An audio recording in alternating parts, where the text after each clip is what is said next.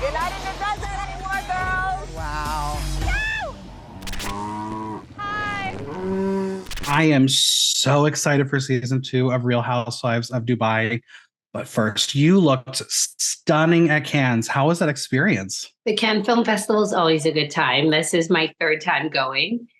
This time was more so, I was there with my clients. I've recently opened up a new consultancy firm and we do a lot of concierge stuff.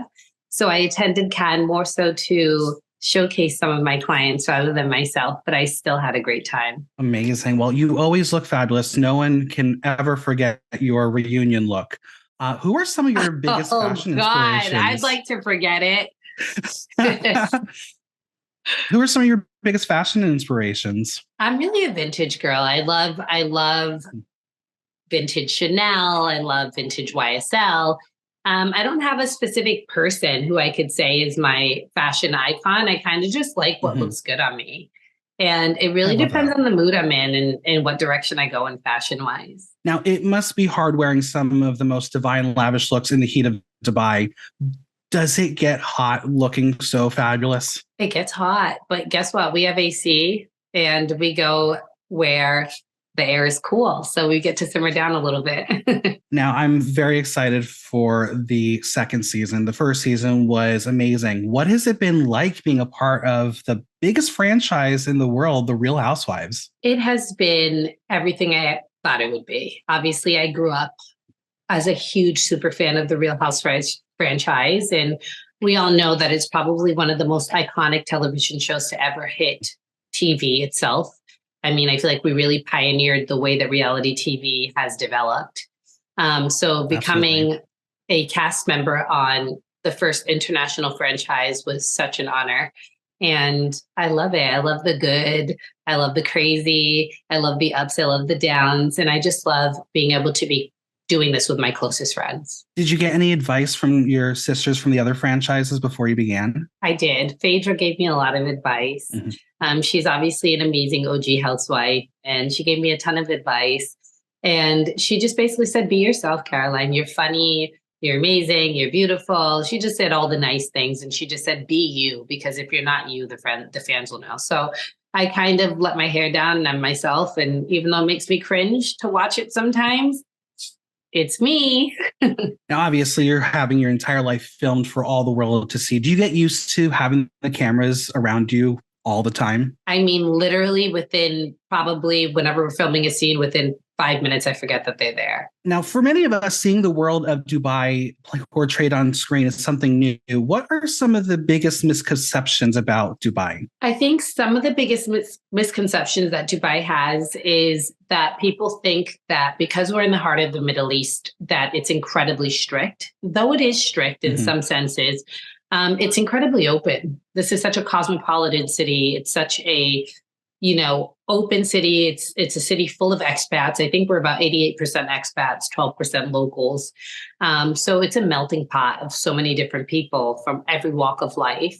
And I feel like us doing this show really gets to showcase how normal, or like what our version of normal is in the West, how normal Dubai is in comparison to what it's like in the West. Now, we get to see you share a lot of screen time with your incredible son, Adam. How's he doing? Adam's amazing. Yes, Adam is growing up. He's a preteen now. He's 12 years old.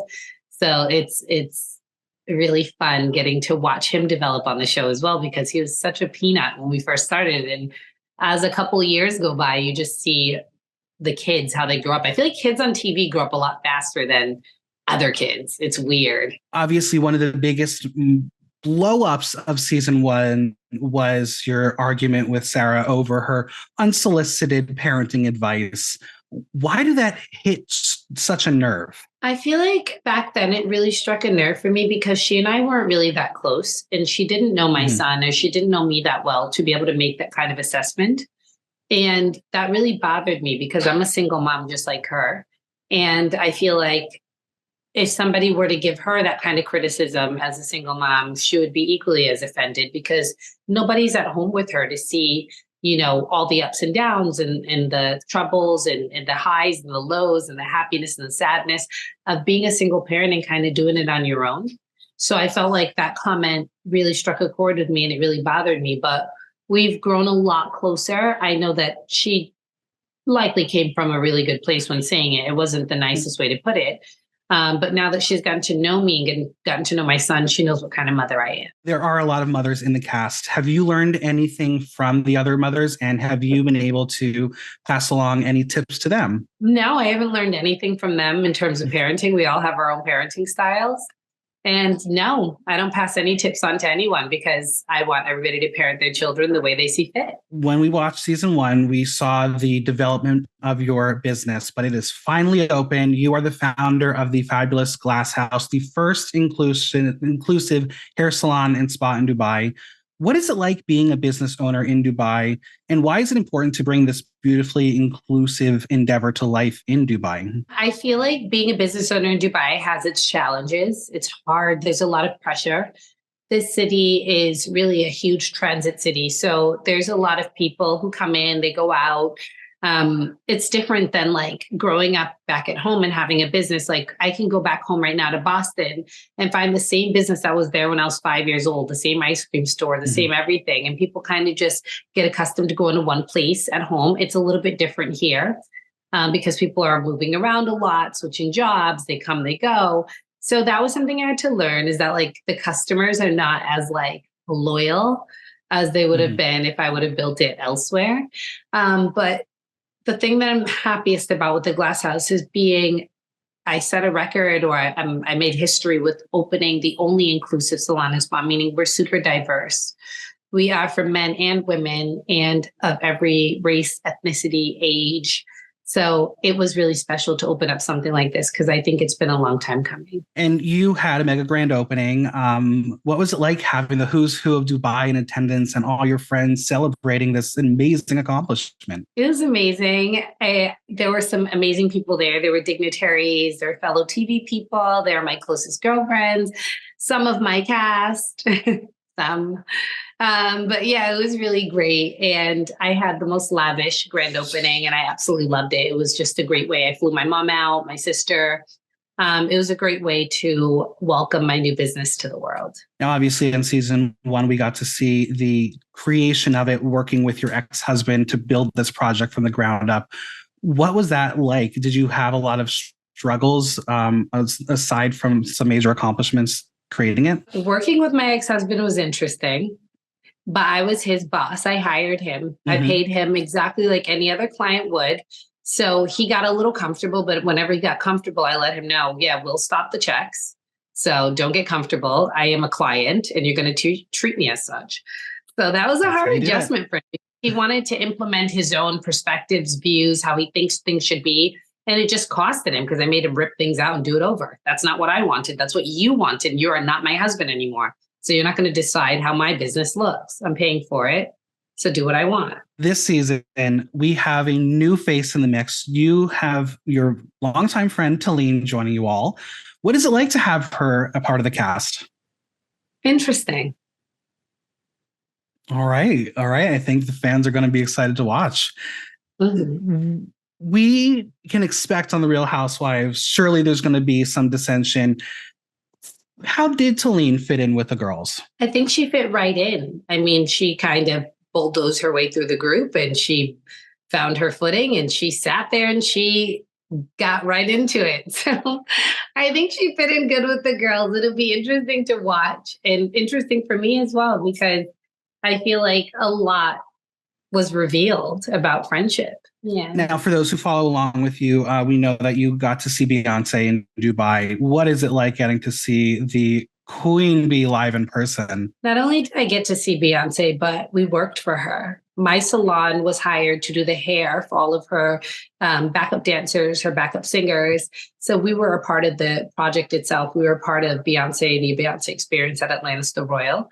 And then the Ivy Park show the next day, we were the ones who did all the nails for them. So the Glass House was in collaboration with Beyonce's company. And it was amazing to be able to watch that show come about and be able to make history because we were a part of it. So it was really special. That's incredible. Did you have a favorite song that she performed? No, I think I loved Drunken Love. I think I love them all. There's no Beyonce song I don't like. I loved when she performed with her daughter. Brown Skin Girl.